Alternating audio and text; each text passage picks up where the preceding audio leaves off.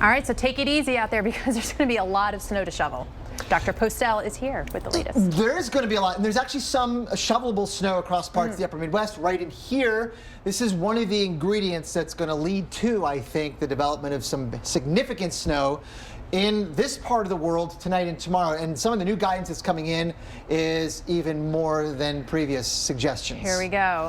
Here we go. But let's also have a look at this guy, because I think this is kind of fun. It's a lot of fun. Not necessarily tied to Nico directly here, but it sure looks interesting, and I talked you into showing the visible satellite picture because I was like, you have to see it on visible satellite. It's so pretty. This is awesome. Yeah. This is a well-defined, coherent upper level low with a surface feature attached. Yep. We got the thunderstorms on this edge, but you know what? It really has nothing to do with Nico. You mentioned it's going to bring a lot of snow to the fish and the sharks out there, but that one's not going to bother anybody. Yeah, but we've got this that's going to bother a whole lot of people.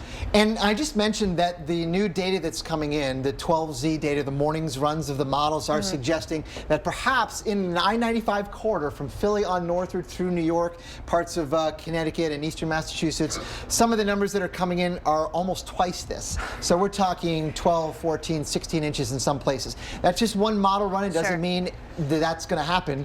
But I think the trend, or I would say the risk for the amount of snow to get, is probably on the higher end rather than on the lower end of these values. I mean, obviously, you forecasted snowstorms for quite a bit. Yeah. Forecasting snowfalls, snowstorms in Philly, there are always those risks with these quickly deepening lows where you get some of these bands to kind of sit and hover just long enough while that thing deepens. And an inch per hour snowfall rates, and you go from 6 to 8 inches to more than a foot pretty quickly. That's a really good point. And I think the limiting factor with this one, it's going to be a very strong low pressure system tomorrow morning, moving out to sea very quickly.